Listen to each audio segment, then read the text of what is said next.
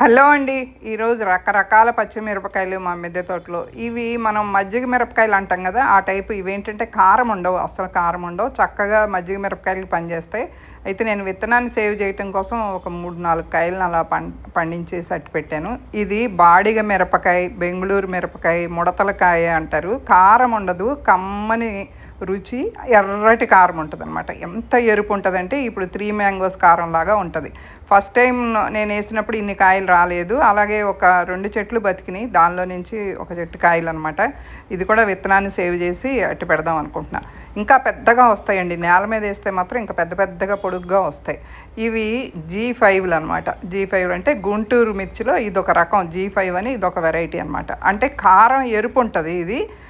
ఘాటు ఉండదు. సమానంగా ఉంటుంది. అంటే ఘాటు ఉంటుంది కానీ సమానంగా ఉంటుంది. మామూలుగా గుంటూరు మిర్చి అంటే గోబ గుయ్యమనే అంత కారం ఉంటుందండి. ఇది అలా ఉండదు. ఈ G5లు ఏంటంటే కారం ఉంటుంది, సమానంగా ఎరుపు రంగులో ఉంటుంది. ఇది మామూలుగా ఒరిస్సాలో అక్కడ దొరికేది. తర్వాత ఇక్కడ లోకల్ వెరైటీ వైజాగ్లో దొరుకుతుంది అనమాట. కారం ఉంటుంది. ఇది బాగానే కారం ఉంటాయి. కూరల్లోకి అది మామూలుగా వేసుకోవడానికి బాగుంటుంది.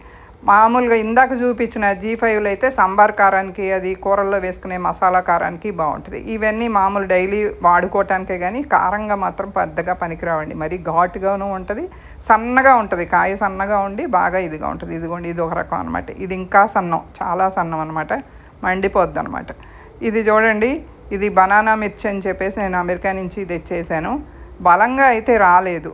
నేను ఎక్కువ పోషకాలు కూడా ఇవ్వలేకపోయాను. ఆ టైంకి నేను కరెక్ట్గా ఇవ్వలేకపోయాను. బజ్జీలు వేసుకోవటానికి వాటికి భలే ఉంటుంది. ఇదే కలర్ ఉంటే చాలా బాగుంటుంది అనమాట. పైన తోలు మాత్రం మందంగా ఉంటుంది. అది కూడా ఇదిగోండి విత్తనం కోసం అని అట్టు పెట్టాను అనమాట. నాదొక వీడియో పెట్టాను. దానిలో అయితే ఈ అమెరికాలో తెచ్చిన కాయే కానీ బనానా మిర్చి బాగా పెద్ద పెద్దగా వచ్చాయి. ఇది మామూలు విజయవాడ వైపు దొరికేది, అక్కడి నుంచి తెచ్చేయటం జరిగిందనమాట. ఇది మామూలుగానే ఉంటుంది కారం. ఇదిగోండి ఇక్కడ పెట్టాను చూడండి. రకరకాలుగా ఉన్న వరుసనే రకాలన్నీ పెట్టాను చూడండి. ఒకటి విజయవాడ నుంచి తెచ్చిన ఇది G5లు, తర్వాత మామూలు లోకల్ వెరైటీ బనానా మిర్చి, ఇవన్నీ ఉన్నాయి అన్నమాట. ఇందాక నేను ఫస్ట్లో చూపించాను చూసారా, అది బజ్జీ కాదు, ఊర మిరపకాయకి చాలా బాగుంటుంది. మజ్జిగ మిరపకాయకి మాత్రం చక్కగా ఉంటుంది. అది కూడా వైజాగ్లో దొరికిన విత్తనమే అండి. ఇది ఎల్లో మిర్చి. ఇది నాకు రాజుగారు ఒక ఆయన మా గ్రూప్లో ఉంటారు. ఆయన ఒక 2 మొక్కలు చామంతి మొక్కలు ఇస్తూ దానిలో ఆ కుండీలో వచ్చినవి నాకు పంపించారనమాట.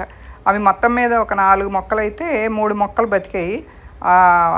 అవి చక్కగా బాగా వచ్చాయి కాయలు. నేను వీటిని కూడా ఎక్కువ సేవ్ చేద్దాం అనుకుంటున్నాను విత్తనం. ఇదిగోండి చూడండి, అది కలర్ మాత్రం మామూలు పచ్చిగా ఉన్నప్పుడు మామూలు కలర్లోనే ఉంది. నేను అసలు మర్చిపోయాను. తర్వాత ఎల్లోగా వస్తుంటే అవునవును అప్పుడు ఇచ్చారు కదా రాజుగారు, ఆ మొక్కలు అనమాట ఇవి అని అనుకున్నా. అమెరికా నుంచి రాగానే గబగబా పెట్టడం అయితే జరిగింది కానీ చాలా చిన్న మొక్కలు చచ్చిపోయి బతుకుతున్నట్టుగా మొత్తం మీద ఒక 1 నెల రోజులకి నేను దానిలో నుంచి తీసి వేయటం జరిగింది. అంతా మేము సెట్ అయ్యి గార్డెన్ అంతా సెట్ అయిన తర్వాత వేయటం జరిగింది. చామంతి కుండీల్లో నుంచి తీసి మళ్ళీ దీనిలో వేసాం. చూసారుగా ఎంత బాగుందో, అసలు మంచి కలరు అది అనమాట. ఈ ఎల్లో మిర్చిని మాత్రం వాడుకోవాలి. కారం ఉండదండి, చాలా బాగుంటుంది ఆవకాయకి. అది నేలలో అయితే బాగా వస్తుంది. ఇది కూడా అంతే అండి. ఇది అమెరికా నుంచి తెచ్చిన విత్తనమే. పైకి చూస్తూ ఉంటుంది కాయ అంతా అనమాట. దీన్ని చూసి చాలామంది సేమ్ మిరపకాయలా అని అడుగుతున్నారు కానీ కాదు. ఇది బలం బాగా ఉన్నప్పుడు ఫెర్టిలైజర్స్ బాగా ఇస్తే, నేను అమెరికాలో చూశాను కదా, పెద్ద పెద్ద కాయలు వచ్చాయి. నేను నెక్స్ట్ ఇయర్కి పనికొస్తాయి, అసలు ఏంటి కారం ఎలా ఉంటుంది చూద్దామని చెప్పేసి ఎండుమిరపకాయకే అట్టి పెట్టేద్దాం. ఇది కనుక ఎండుమిరపకాయ కారం బాగా ఉంటే తోటలో వేసి లేకపోతే గార్డెన్లో నేల మీద వేసి పెంచుదాం అనుకుంటున్నాను అనమాట. ఎందుకంటే నాకు చూస్తే కారం తక్కువ అనిపిస్తుంది. ఇలాంటి కాయలు అయితే కమ్మదనం వస్తుందండి కూరలకి. చక్కగా రుచి కూడా బాగుంటుంది. మరీ ఘాటుగా ఉన్నది చాలా ఇదిగా ఉంటుంది, కూర అంత రుచి రాదు. ఘాటు అయితే ఉంటుంది కానీ, అందుకని ఇది అది కలిపి వేసుకుంటే బాగుంటుందని నేను ఈసారి అలా ట్రై చేద్దామని చెప్పి పండబెట్టేసేసి కొంచెం ఎండిపోయి కారం పట్టించేటట్టు ఉంచుదాము. ఒక 10 కాయలు విత్తనానికి ఉంచని చెప్పి ఉంచేసాను. చూశారు కదా ఎన్ని రకాలు. ఊరికే మన మిద్దె తోటల్లోనే ఇన్ని వస్తున్నప్పుడు నేల మీద ఇంకా ఎన్నో వేసుకోవచ్చండి. ఇవన్నీ కూడా అసలు తెగుళ్ళు రాల. విషయం ఏంటంటే ఎక్కడా కూడా వీటికి ఈసారి తెగుళ్ళు రాకుండా చక్కగా వచ్చాయి. ఒక జీవామృతమే, నేను పెద్దగా ఏమి వేయనండి కిచెన్ వేస్ట్ తప్ప. చూశారు కదా, నేను కొయ్యకుండా మిగిలిన కాయలు కూడా ఇంకా ఉన్నాయి. అవి పండిన తర్వాత కోద్దాంలే అని చెప్పేసి ఆపేసాను అనమాట. మీకు చూస్తే అర్థమైపోద్ది. ఇదిగోండి అందరూ ఇదైతే మాత్రం వేరే కాయలు అనుకుంటున్నారు కానీ వేరే కాయలు కాదు. నేను అక్కడి నుంచి తెచ్చిన విత్తనం కాబట్టి నాకు తెలుసు అది.